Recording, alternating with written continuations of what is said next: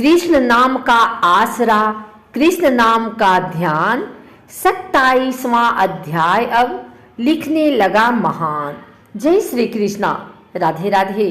आइए सुनते हैं कार्तिक मास महात्म्य का 27वां अध्याय। पार्षदों ने कहा, एक दिन की बात है, विष्णुदास ने नित्य कर्म करने के पश्चात भोजन तैयार किया, किंतु कोई छिपकर उसे चुरा ले गया।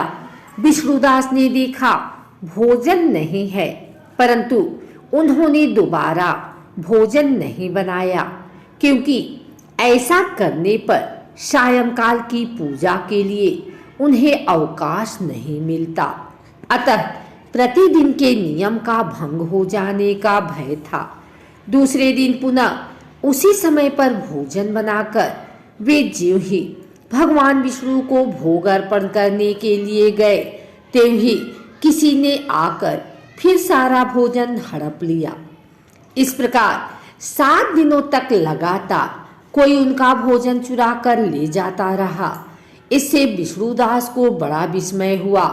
वे मन ही मन इस प्रकार विचार करने लगे, अहो, कौन प्रतिदिन आकर मेरी रसोई चुरा ले जाता है? यदि दोबारा रसोई बनाकर भोजन करता हूँ तो सायंकाल की पूजा छूट जाती है।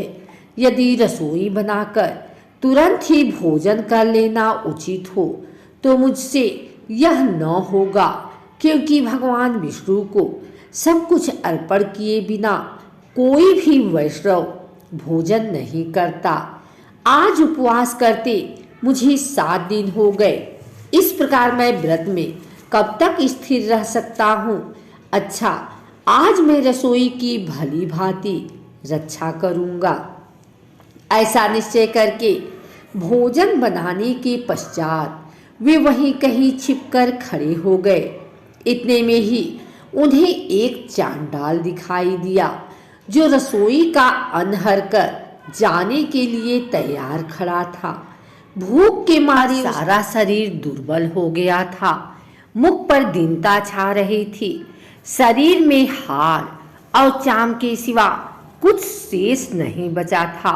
उसे देखकर श्रेष्ठ ब्राह्मण विष्णुदास का हृदय करुणा से भर आया।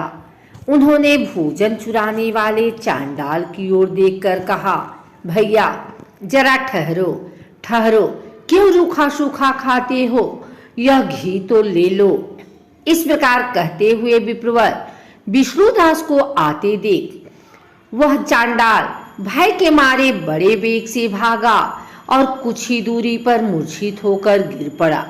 चांडाल को भयभीत और मूर्छित देखकर द्विषेत विष्णुदास बड़े वेग से उसके समीप आए और दयावश अपने वस्त्र के छोर से उसको हवा करने लगे।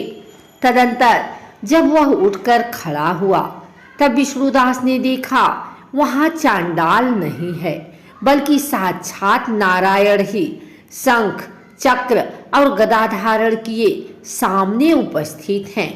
अपने प्रभु को प्रत्यक्ष देखकर विष्णुदास सात्विक भावों के वशीभूत हो गए। वे स्तुति और नमस्कार करने में भी समर्थ न हो सके।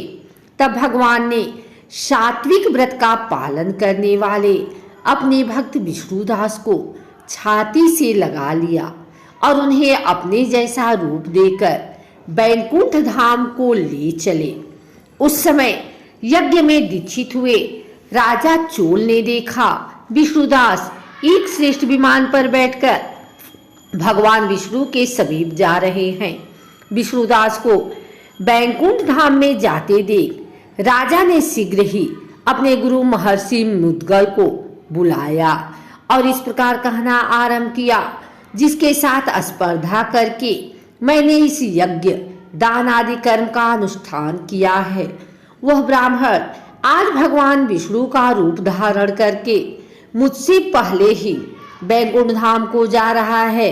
मैंने इस वैष्णव धाम में भली भांति दीक्षित होकर अग्नि में हवन किया और दान आदि के द्वारा ब्राह्मणों का मनोरथ पूर्ण किया, तथापि अभी तक भगवान विष्णु मुझ पर प्रसन्न नहीं हुए और इस विष्णुदास को केवल भक्ति के ही कारण श्री हरि ने प्रत्यक्ष दर्शन दिया है।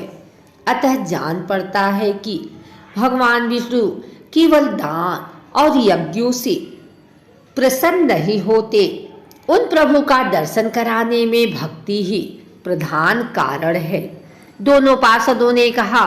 इस प्रकार कहकर राजा ने अपने भांजे को राज सिंहासन पर अभिषिक्त कर दिया। वे बचपन से ही यज्ञ की दीक्षा लेकर उसी में संलग्न रहते थे, इसलिए उन्हें कोई पुत्र नहीं हुआ था। यही कारण है कि उस देश में अब तक भांजे ही राज्य के उत्तराधिकारी होते हैं। भांजे को राज्य देकर राजा यज्ञशाला में गए और यज्ञ कुंड के सामने खड़े होकर भगवान विष्णु को संबोधित करते हुए 3 बार उच्च स्वर से निम्नांकित वचन बोले। भगवान विष्णु, आप मुझे मन, वाणी, शरीर और क्रिया द्वारा होने वाली अविचल भक्ति प्रदान कीजिए। इस प्रकार कहकर वे सबके देखते देखते अग्नि कुंड में कूद पड़े। बस उसी क्षण भक्त वत्सल भगवान विष्णु अग्निकुंड में प्रकट हो गए। उन्होंने राजा को छाती से लगाकर एक श्रेष्ठ विमान में बैठाया और उन्हें अपने साथ लेकर बैकुंठ धाम को प्रस्थान किया। नारद जी बोले, हे राजन, जो विष्णुदास थे वे तो पुण्यशील नाम से प्रसिद्ध भगवान के पार्षद हुए और जो राजा चोल थे उनका नाम सुशील हुआ। इस दोनों को अपने ही समान रूप देकर भगवान लक्ष्मीपति ने अपना द्वारपाल बना दिया।